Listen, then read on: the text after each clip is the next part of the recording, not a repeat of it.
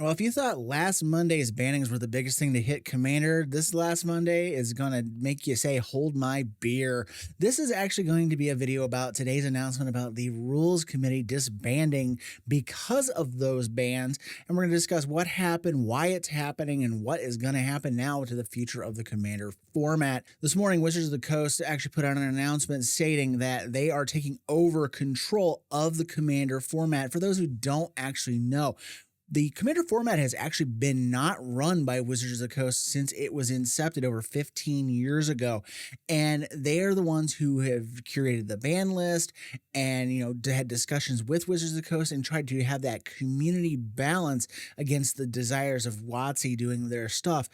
And that is now no more. Now, why did this happen? Well, it's because there is a bunch of crap going on over these bans. People just they can't handle their emotions properly, and they are, just for a lack of better word, and I'm going to be apologetic because I'm going to probably start cussing here. I've been trying to do this multiple times now and haven't been able to get it out without it.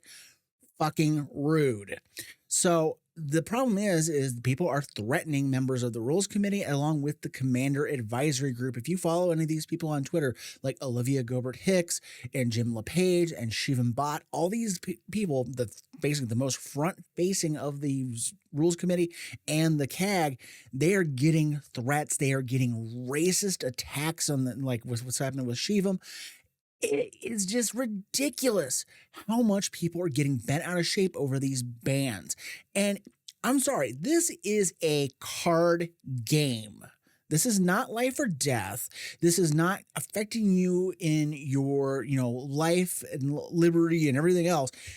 It's a game. I'm sorry. You should not be getting this worked up over a game that you're issuing death threats and calls to violence against these people or anything else of that sort. Sorry, that shouldn't be happening. So now the result is that Wizards of the Coast now has control of Commander. I hope you're happy, those who have done these threats, because now who knows what's going to happen to the format. The Commander Advisory Committee and the Rules Committee, the biggest thing that I thought they had a thing at hand with is that they were a little too hands-off with the format and didn't ban stuff often enough to keep things fresh and keep, the worst acting cards out of the formats. And they left them go for too long. The last time we had a ban before this big one was 3 years ago when Hullbreacher and Golos got banned.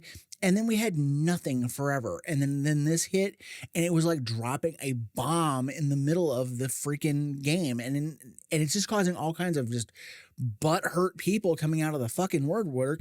And I don't understand why this is so hard. Learn to behave yourselves. If you're not acting that way, that's not dictated towards you. However, this is dictated to anybody else who has any kind of rude comments they've had to say towards these people, toward any other content creator. It is not okay to do this.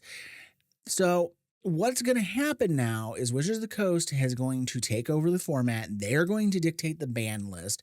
And we've all seen how well they manage a ban list when, Modern got wrecked for several months because it was off schedule to ban Nadu out of the format after they printed it as a major mistake. And then we also had things like that went on forever in Pioneer with the Amalia combo, and that lingered for far too long. It was almost a year and a half. And that wrecked that format, so then they had to ban it out. And it's just, they would take way too long to get rid of problem cards. And it's going to happen probably even worse in Commander because they're just going to wait and see if the whole Rule Zero and all this other stuff is going to actually make it come off. And I'm sorry, Rule Zero only goes so far. Some people are not comfortable with having Rule Zero conversations about their deck. Some people don't feel they need to have those conversations. They just want to play the game. You know what? And that's great. You can play the game.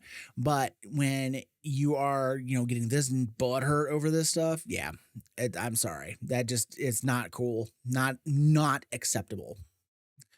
That said, let's see where this goes. I'm not sure what Wizards is going to do. Right now, they're saying they are not looking at the ban list in terms of taking anything off of it or adjusting it right now.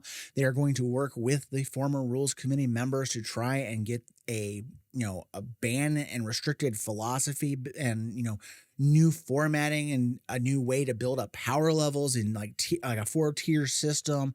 There's a bunch of stuff that they're going to be working on. I'm not going to really delve into that because it's not done. It's not ready yet for them to unveil. And I'm not going to dig into something that's not ready to go. And I just, this is, it's not the worst case scenario for the format, but it's pretty damn high up there. I worry for the format. I worry that they're going to either hold off on banning something that's a problem because of money considerations, or they're going to, worry about, they're just going to push cards so hard and it's going to break the format because there's certain cards that the rules committee had actually told them don't print this card as is or it's going to cause problems. And sometimes they listen, sometimes they don't. And usually those cards that they don't listen on are the ones that get banned. I'm talking about Jeweled Lotus.